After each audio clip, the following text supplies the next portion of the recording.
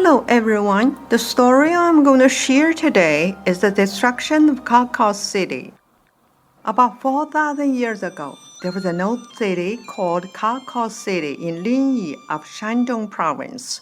The city was bustling with activities as people busied about doing all kinds of different things to make money and enrich their lives. Some sang and danced, some shopped in the market, and some performed dramas. Gradually, however, people's morality dropped and they began doing bad things to each other.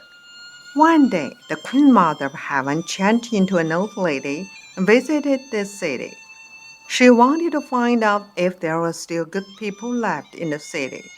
Looking like an elderly woman, she walked with support of a stick and came to a household where a lady was cooking pancakes.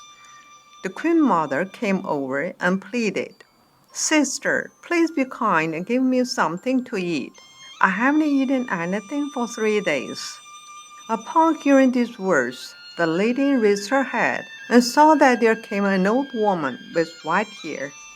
With an evil facial expression, she cursed, "You damned old dying woman! I don't have anything for you to eat. Get away from here." At that moment, the lady's son had just finished defecating and called the lady, "Mom, help me clean my bottom." While she was still cursing at the old woman, the lady took a pancake to clean her son's bottom with, and then threw the pancake into the trash. Through this, the Queen Mother saw that people's morals had dropped to such a degree. She left Cacao City, and the gods decided to bring disaster to the city. With great compassion, Venus Taibai wanted to prevent everyone in the city from being destroyed and wanted to give another chance to the good ones. Thus, he changed himself into an old man selling oil along the street. He called out loudly, "Oil, oil! For 1 gourd of oil, pay for half a kilo, and for 2 gourds of oil, pay for 200 grams." In ancient China, people used gourds as a container of oil. People thought this old man was a fool since he didn't even know how to do addition. 1 gourd of oil was half a kilogram, and 2 gourds of oil were 1 kilogram, 1,000 grams. People took advantage of him by buying 2 gourds of oil, 2,000 grams, paying the price of only 200 grams. More and more people came, and no one told the old man that he was losing money by doing so. In the city, there was a family named Lu that consisted of a mother and 2 children, a daughter and a son. The mother, Aunt Lu, was very honest and kind. She couldn't bear seeing a stranger lose money in his business, so she only bought 1 gourd of oil. She said to the old man, "Grandpa, you are counting wrong. 2 gourds of oil equals 1 kilo, not 200 grams. You won't even get your investment back, not to mention to make profit, if you keep selling like this." Venus Taibai had traveled all over the city, and An Lu was the only kind person he had met. He sighed and took out a paper boat from his pocket. He gave it to An Lu and said, "I am Venus Taibai. Please keep this paper boat in a safe place. When the disaster comes, it can save your life. Beware, if you see flowers blossoming on the shoulder pole and the eyes of stone lions turn red, Cacao City will be finished." Then the old man disappeared right away. An Lu knew that this man was immortal and quickly knelt down and kowtowed to him. She couldn't bear the thought of seeing everyone in the city die, so whenever she went, she kept telling people that disaster was coming.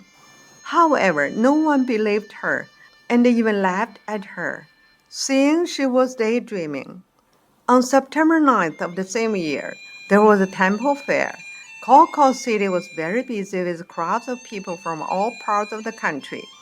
Among the crowds, there was an old man selling paper flowers. He was carrying a shoulder pole, and tied to it were 2 bundles of hay. There were red and green paper flowers inserted on the hay. As soon as he entered the city, he called out at the top of his lungs, "Flowers, flowers! Come buy flowers. If you come late, you will miss your chance to buy one. While calling out, he walked to the landlord temple in north of the city. There was a pair of stone lions in front of the landlord temple. It was about noontime. There came a man selling persimmons. People were playing around outside that day and felt tired and thirsty. Upon seeing the big and sweet persimmons, they rushed to buy them. One lazy guy, after gobbling up the persimmons, put the skin of the persimmons over the eyes of stone lions. At this time, Aunt Lu came to the market with her 2 children. She saw the flowers on the shoulder pole and red eyes of the stone lions.